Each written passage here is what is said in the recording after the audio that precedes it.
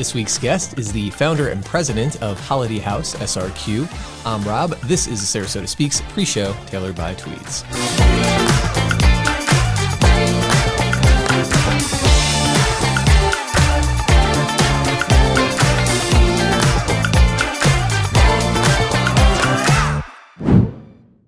What's up, everyone? I'm Rob. This is the pre-show tailored by Tweeds. When you are looking to level up your style game, come on down to any of our Tweeds locations all across the state of Florida.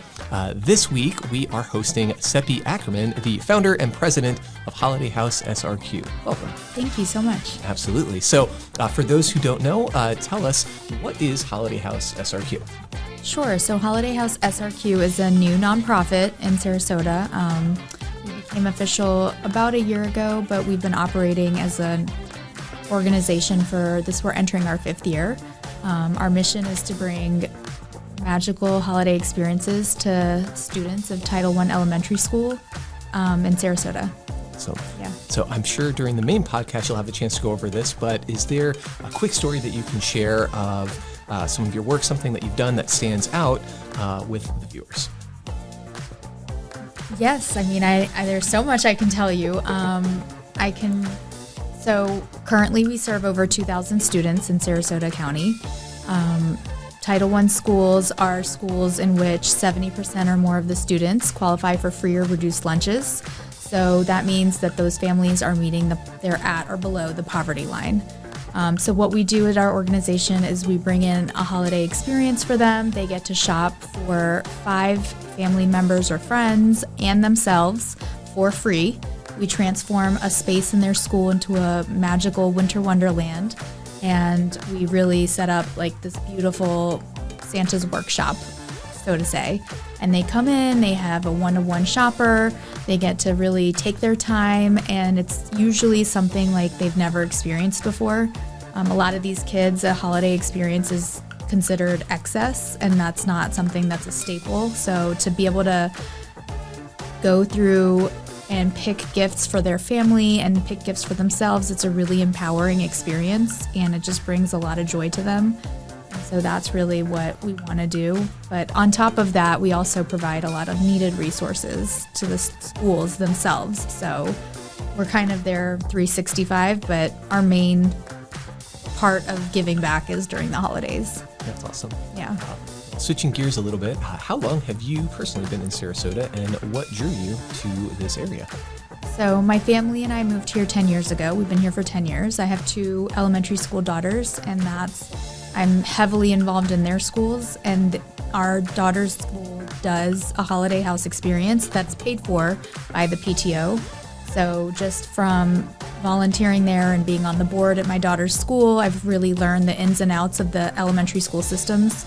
And when I realized that other schools surrounding us don't have the same experience, it kind of really broke my heart. And we were really only supposed to do it as a one-time thing, a one-time act of kindness, my founder and I. But once we got into the school systems, we realized what a huge need there was, and we realized just how many Title I schools were in Sarasota County. We had no idea.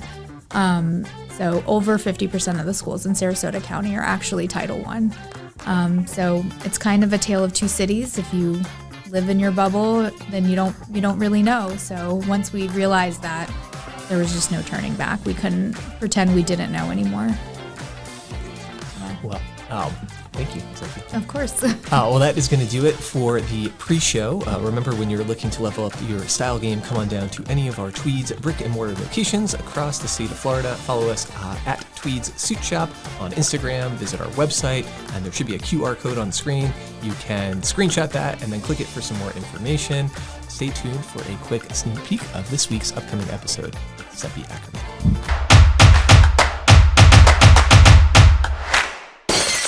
One of the most memorable stories was this little boy that came in, and we have decorations. We have some tinsel trees on the tables, and at the end of his shopping experience, he said, "Can I take this?" And we said, "Of course." And he proceeds to tell us that he doesn't have a Christmas tree at home, and his mom just died, and he doesn't have really any family. And so he said, "I want to take this tinsel tree and put it on my mom's grave." And so I mean, talk about cue the tears. Wow. So, but there's so many stories I could tell you, literally. Yeah, I bet. I mean, 20, at 30 every of them location, right every offhand. time. Yeah. What is the date for it? So we don't have our set dates yet, Okay. but it's always either the first or second week in December. It's Let's really do the based second week in on December, and then I'll give all the testing. volunteers. Second week in December, you can have all the volunteers you want. I hope we can go for second week. The principals choose the dates based on their Okay. testing. Fair enough. Yeah. Well, I'll talk to some principals that I know. We'll see. Well, the question I had thought of before this, because I'm a big Christmas person. I just love the Christmas season. I'm a Grinch. Half the year, 3/4 of the year, but leading up to Christmas, I get in the holiday spirit, and I hadn't always been like that. But I think my wife really, she got through to me about Christmas, and now I have kids as well, so it just makes it more enjoyable. But major Christmas person, so like something, doing something around the Christmas season would be very exciting for me. I got to ask you, are you a major Christmas person? Is that what kind of started this? Are you and your other founder like just major Christmas people, or more just givers? A little bit of both. Okay. So I'm actually Jewish, so I celebrate Hanukkah. Okay. And my co-founder is, Christian, and she celebrates Christmas. But we just love the holidays. Yeah. And so paired with holidays and with giving, it was a no-brainer when we realized the impact that we were making.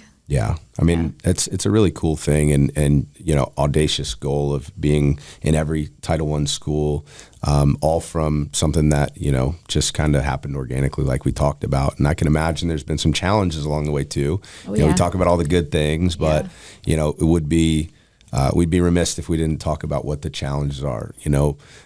Is it difficult getting into these schools? Was it difficult getting the accreditation to write grants and all of this stuff? I'm sure it was. All the red tape for nonprofit. Yeah, exactly. I mean, either schools just said, no, we're not interested. Yeah, talk to us about the challenges. No, in fact, the biggest thing is we can't keep up with the demand. Like, we're getting requests from every school, even from Manatee County. We've even gotten requests from out of state, believe it or not. Whoa. But our mission and our organization right now is to serve Title I elementary schools in Sarasota County. So we want to have a sustainable growth, both financially and for volunteers. I think, speaking only for myself, the things that keep me up at night are, how can we grow responsibly where I don't ever want to go into a school that we can't repeat going back into. So just to make sure that we're covered financially and with volunteers, it's definitely something that keeps me up at night.